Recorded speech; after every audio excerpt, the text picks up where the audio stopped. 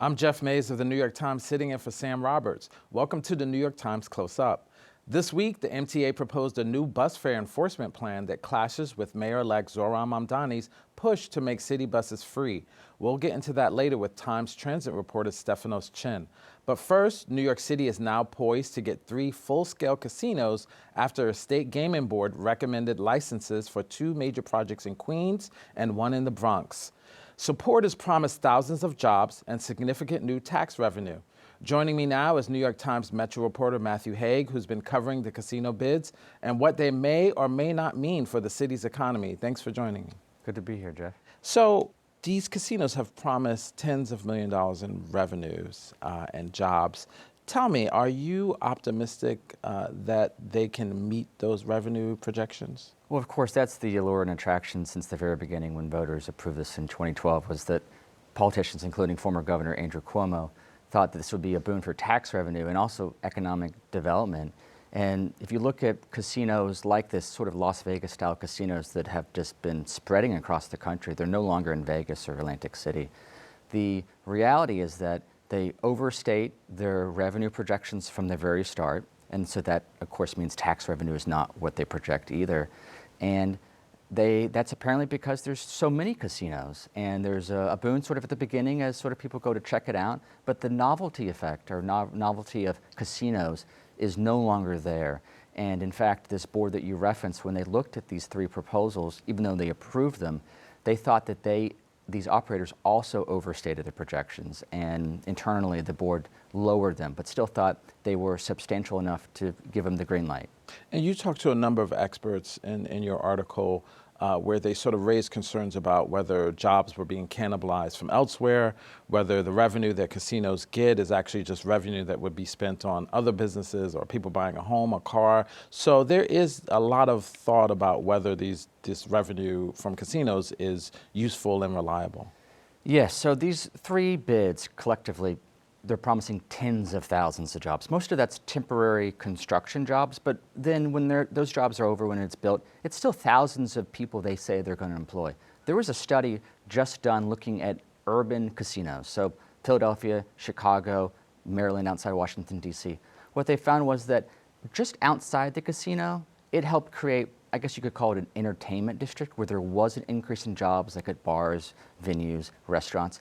But outside of that, there was actually a job decrease. And so taken together, casinos don't really create jobs. They're not economic engines like perhaps a big company coming to town, or as one economist told me, like an aircraft plant coming that creates businesses around it that sort of lifts up the entire economy.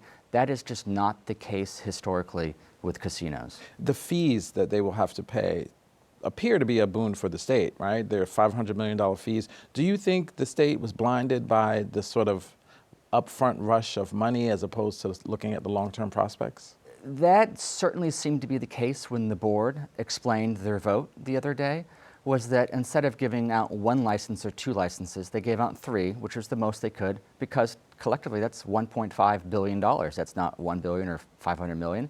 And so that was a huge factor. And they're saying that over a decade period, starting in about 2026, there'll be about $7 billion over that period in tax revenue. And so Vicki Bean, the former deputy mayor of the city, who was the chairwoman of this board, she said, well, there's no other tax plan that's out there. This is what we have, and this is what we had to consider. And so it made sense looking at the numbers and realizing there's no other option. Let's step back a bit. Tell us how we got here. So we have 3 new casinos, but this is a project, a plan that's actually been in the work for several years now. Right, about a dozen years. So there are tribal casinos in New York State and other parts of the country. Commercial casinos, like a Las Vegas style with a big gambling floor and entertainment parts, did not exist until voters approved handing out 7 licenses in New York State. 4 were reserved for rural, upstate parts of the state, thinking they would be an economic benefit, economic boon, create jobs. And then 3 were reserved downstate. That could have included places like Yonkers or Long Island, and also New York City. Mm-hmm. And they were delayed to give the other casinos a head start. And so now we're at the point where they're handing out the 3. They didn't have to hand out all 3, as I said, but they did. And there were 8 bids that were initially proposed. including in Manhattan and Brooklyn and even Yonkers. And this was, these three were the three that survived. And does the job market right now, is it in need of these jobs from casinos, or what's the job market actually look like for middle-class New Yorkers at the moment? Well, it's kind of flatlined. This year, of course, we don't have the most recent jobs data. It's been delayed with the federal government shutdown. And so the nearest snapshot we have is about August, through the beginning of the year through August, and it's been largely flat. And so that's been on the minds of people who are supporting this, the politicians, the borough presidents, saying this will create relatively good paying jobs. Some of them are below median wage, but they're decent in the $60,000 to $70,000 figure, and there are going to be thousands of jobs. And so that is an argument that as there's economic certainty in the job market and elsewhere, that this will be good paying jobs for decades.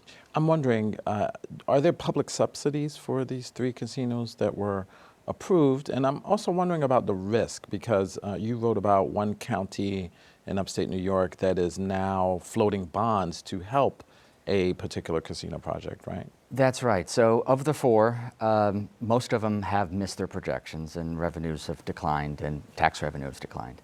One of them that's really quite struggling, that's large, it's called the Resorts World, and they run the Racino that's getting one of the licenses in New York City near JFK. So it's in Catskills in Sullivan County.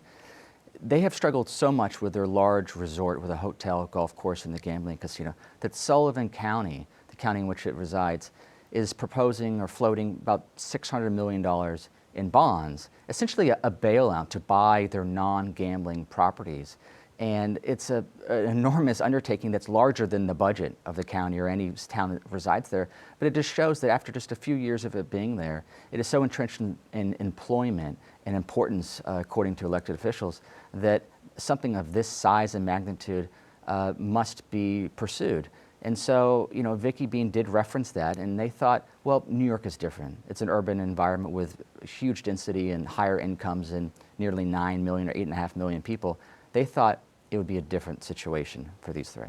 There's long been a desire by casino companies to enter New York City. They believe it will be the top market in the country. I'm wondering, is that a bit of a white whale? Is this something that casino companies want to accomplish because they want to accomplishment, or are they being realistic at all about the revenues and the jobs that they will actually generate from this? Well, they have marched across the country from Vegas. They're in Chicago, they're expanding there, Philadelphia, of course, Boston. So yes, they wanted to be in New York City because they thought there was huge potential and also a crowning achievement for the gambling industry, that with so many people that you wouldn't even have to rely, you could, on tourists, but there's so many people in the city that it would sustain it. In fact, the Resorts World Casino, which is going to be able to expand to a larger style of casino, it's one of the top grossing casinos in the country already, as just a Racino where they have video terminals and no blackjack dealers. It makes about $1 billion a year. It is substantial. Right. Mayor-elect Mamdani, where does he stand on these casinos? Well, in contrast, Mayor Adams, the outgoing mayor, of course, has been a big proponent and was in fact disappointed that none of the three bids in Manhattan were selected and actually were voted down with huge opposition. Mamdani has been rather quiet about it, being on the sidelines, just saying he's not going to intervene.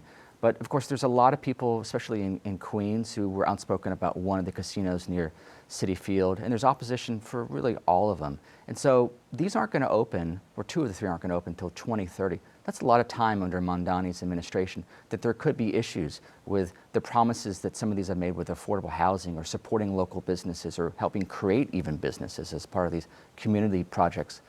Promises they've made. There's a lot of opportunities that Mamdani might want to step in and intervene if they don't live up to their expectations. And he has the power to intervene, or is this mainly a state? Well, it's mainly a state issue, and you know, Hochul is very supportive of these, and she talks about the tax revenue and the potential, and so you know, he needs Hochul right now and going forward.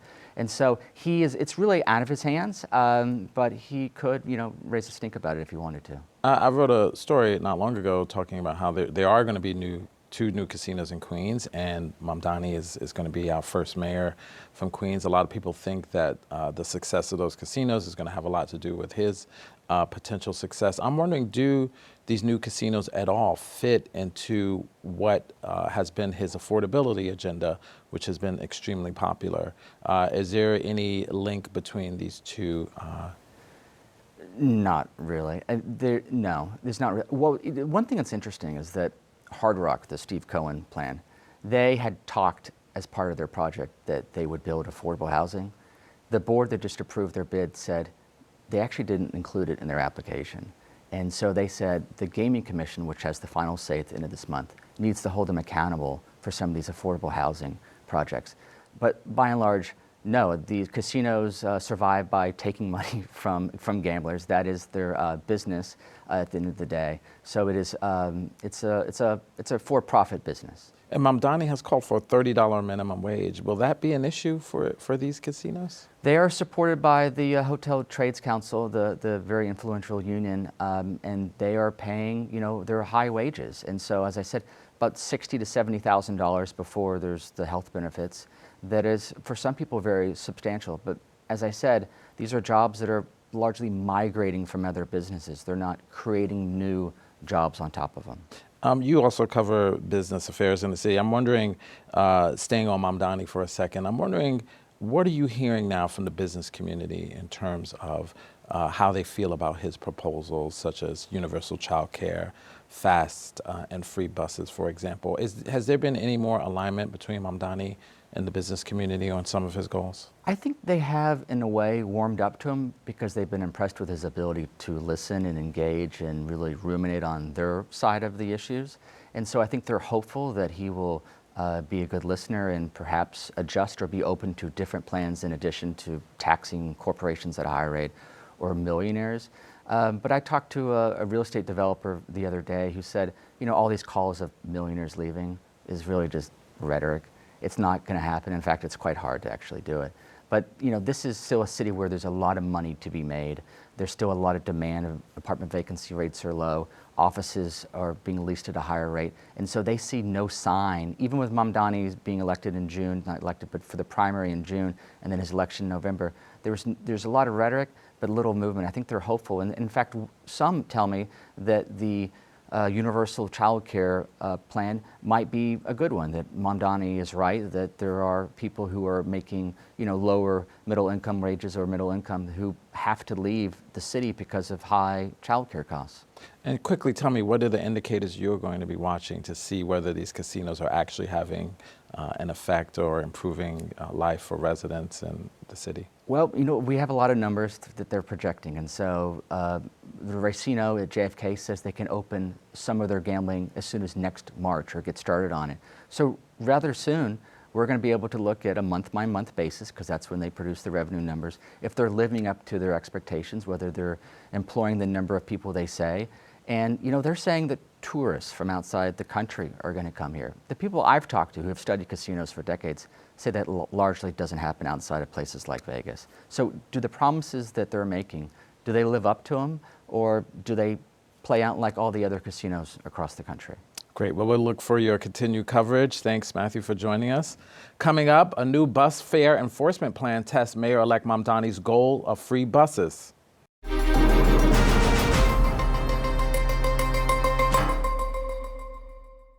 This week, the MTA announced a plan to crack down on bus fare evasion with civilian fare agents, even as it warns that free rides are blowing a hole in its budget. It puts the agency on a collision course with Mayor-elect Zohran Mamdani's push for free buses and raises tough questions about how to pay for transit. Joining us to break down the latest transit news for the city is New York Times reporter Stefanos Chen. Thank you for joining us. So you just did an article about the MTA's efforts to stop fare evasion. But I'm wondering, is there any information about who is evading the fare and why are they evading the fare?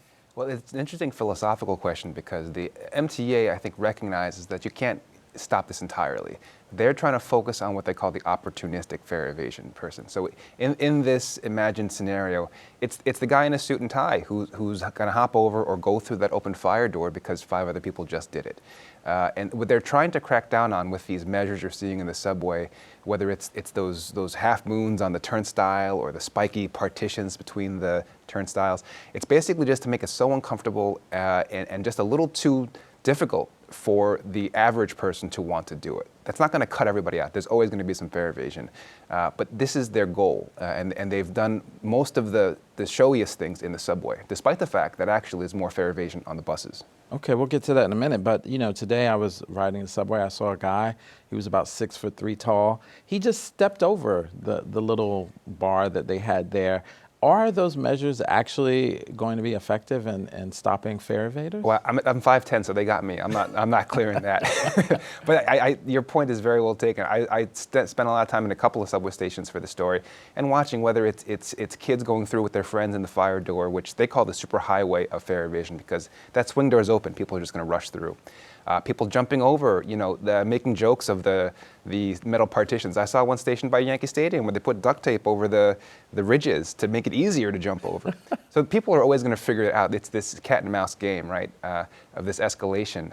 But I think even as people are, clowning on the MTA for some of this stuff, it's been effective. The one nonprofit think tank put together a report showing that in 2024, the MTA lost close to $1 billion in just bus and subway fare evasion.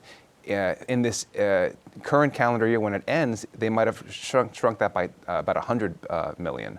So it's seemingly turning the tide. It is cutting down the numbers, but maybe not at the rate that people are expecting. I'm wondering if these shifts are going to change the experience for subway riders with all of these new measures in place. They also have a guard at many gates now. Yeah, I think there's a lot of complaints about the guards because, in fact, their job is not to stop fare evasion. These guys aren't, number one, getting paid enough to put themselves in the line of in the way of harm. Their job is to be customer service, to make sure that that swing door closes so that other people aren't rushing through. And I spoke with a bunch of the guards as well. They're hired from a security company where basically their job is to be a presence, but not to stop it themselves. It's essentially having more eyeballs in the station.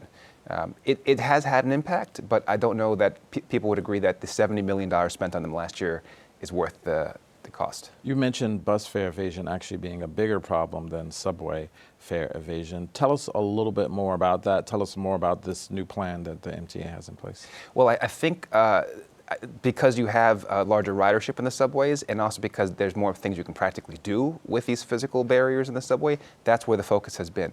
But to your point, the buses, at the peak of the pandemic, roughly half of all riders weren't paying. They've gotten that down a little bit, but it's still in the mid 40% range of fare evasion, which is pretty nuts when you think about that. Almost every other rider is not paying. And I think Mayor-elect Mamdani's platform, one of the major issues was free and fast buses. And I think he's tapped into something there because bus riders are working class folks for the most part. And so I think across the board there's a recognition that you don't want to make fare evasion a crime of poverty. And so there are measures now in going into this next year as the MTA gets rid of the Metro card and we all switch over to this tap-and-go Omni system. Jano Lieber, who's the head of the MTA, the other day referred to what he's going to call European-style fare validation on the buses, so that if you pay with your phone or your credit card, there'll be crews similar to what you might see on the Metro North, where someone will check to make sure that you paid. So they'll have a little card reader to make sure that you paid. And so fares are also going up in January, right? How will that affect riders? Will that worsen the problem of fare evasion? Fare evasion, I think many people will argue that it's because they can't afford it, and there is basis to that. There was a report done that said 1 in 5 people struggle to pay for public transportation. And that makes sense because the folks who need those services most are the people who are working in the city, often in places that are transit deserts relative to subways. They need the bus. And so it's an important issue there. And so when going from $2.90 to $3, in the scheme of things, is not a huge increase, especially compared to some systems that have had double-digit % increases. But it is an added burden, and I think one that people are going to be paying attention to, and they want to make sure that their money's going to better service. And the City Council did pass a plan a few years ago to help people who are financially struggling pay for their bus fares. It was called Fair Fares.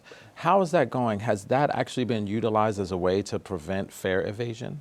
Fair Fares has been well received by a lot, but I think the criticism of it has been that not enough people have been able to actually use it. It's a pretty convoluted process. You have to currently, and the threshold has been raised a few times, but right now you have to make less than 150% of the federal poverty line to qualify. But you don't automatically get enrolled. You got to go through a lot of paperwork, jump through some hoops, and so the actual enrollment is a lot lower than it should be. Advocates are pushing to get that from 150 to up to 300% of the federal poverty line, which would include a lot more people who need the bus for work. So that's one of the hopes of this next administration. And there are a lot of people on this transition team that Mayor-elect Mamdani has selected who are very big proponents of fair fares. So it'll be interesting to see how much backing and support that program gets. And Jana Lieber, the MTA executive director, is a proponent of the idea of fair fares, right? There's a bit of a schism there, yeah, because the MTA has spent so much time and effort in reducing fare evasion that the idea of making part of their system, the buses, free, I think is hard for them to swallow because of all the money and time they've put into trying to get that number down. If you make the whole thing free, it's sort of admitting, in a sense, defeat on that end, and you're just going to rip the Band-Aid off. There's also a real pragmatic reason why you need to collect that fare revenue. There's a more than $20 billion operating budget annually that the MTA relies on. About a quarter of that is from fares. And buses alone are going to pay for between $800 million to $1 billion a year, even with that high rate of fare evasion. So you make the whole thing free, you got to find money to backfill that end. We have fast and free buses was one of Mayor-elect Mamdani's signature proposals. Is there a chance that that will happen during his first term at all? The voters spoke, and I think it was one of the most popular things that Mayor-elect Mamdani had proposed. And I think there are ways that the city, in cooperation with the state, can get there, but it's probably going to involve Governor Hochul allowing additional tax revenue to come in. And she's made a point that she doesn't want to raise taxes. It's a very sensitive topic. But if the money's not coming from there, then there are a few things the mayor can do in the city to raise that same revenue, but it's a much narrower path and more difficult. Is the MTA doing a good job of managing its finances to be able to cover things like buying new equipment, signal upgrades, which seem to have been taking years to go into effect? What has anyone looked at whether the MTA is handling the money, the billions of dollars that it does get, well enough to manage the system? The current leadership under Jana Lieber, I think, has made a point since he's come in to distance himself and the agency from the past. I think everyone admits that the first stage of 2nd Avenue subway was a boondoggle in terms of how expensive it was. One of the most expensive miles to construct anywhere in the world in terms of rail. Since then, they've really made some efforts and have been tightening their belts. There is, besides the operating budget we just discussed, there's a 5-year capital plan that Hochul had signed off on. $68 billion is the biggest ever, and it's going to produce primarily better service instead of flashy things like in the past when you have seen a lot of sort of cosmetic projects going on. In this case, most of that money is going to go towards, as you said, better signals to make the trains run faster and more reliably, new rolling stock, fixing all of the infrastructure that's falling apart. So as long as that's the focus, and I think that is what they will be focused on, they're hoping that that translates to better service. And do you think the revenue will have to come in, you said, from the governor to make sort of fast and free buses a realistic opportunity? Like, is there a mechanism for that to happen? Is there a plan to use the money if they cut down on fare evasion to maybe pay for free buses? Well, realistically, I think they will need the governor's cooperation here. Mayor-elect Mamdani has mentioned what the roadmap is: tax the rich, higher rate of taxes on businesses, and both of these things the governor has been reluctant to agree to. Though there is a way forward for this. You mentioned the fare evasion. That money generally pays, it's two separate buckets of money. One is operations, which is mostly labor, and the other is the capital, which is the renovations and fancy projects. So fare evasion won't help. It can only be used for the operations. But in that sense, it's a sign of good faith if the MTA can get that, the fare evasion under wraps, that it's goodwill for them. You did some reporting on this. Have you talked to families, people who, maybe are having trouble paying the fare? What's happening economically that people are struggling to pay the $2.90 or $3 fare? I mean, I think it's one of the more obvious symptoms of how unaffordable New York City has gotten, and most major cities in the country, whether it's the grocery costs, which also Mr. Mamdani has discussed, whether it's childcare, and transit being one of these things where it's pretty shocking that 1 in 5 people struggle to pay for that at $2.90 a day, both ways. You might have other things, trips that you need to get your kid to school and in and out of it. So that adds up. And I think with inflation being as high as it had been during the pandemic years and remains stubbornly high, this is like a pragmatic way that City Hall can tackle that. And I think that's why it's resonated. There is a debate with Mamdani's plan over whether, free buses should be reserved for people who can't afford it, or whether, Wall Street businessmen or people who live on Park Avenue should be able to ride the buses for free. How is that debate shaping this proposal at all? That's going to be a big one, and I think that's where the lines are going to be drawn, where there's a group which probably will include the MTA who will say we want to study this, we don't want to just jump into this because there's all this money on the table we don't want to lose in the revenue people are still paying. On the flip side, they'll say almost half the people aren't paying already. Rip off the Band-Aid, make the whole thing free as a public good, in the same way you think of libraries or other things, where if it's free to everyone, it will increase its value societally and will be more encouraged to put money into it. So that is the two sides of a coin here in this philosophical debate. Though the folks who don't want to make it free will argue, look, if there's people who can pay for it, let them pay, and that's going to subsidize better service.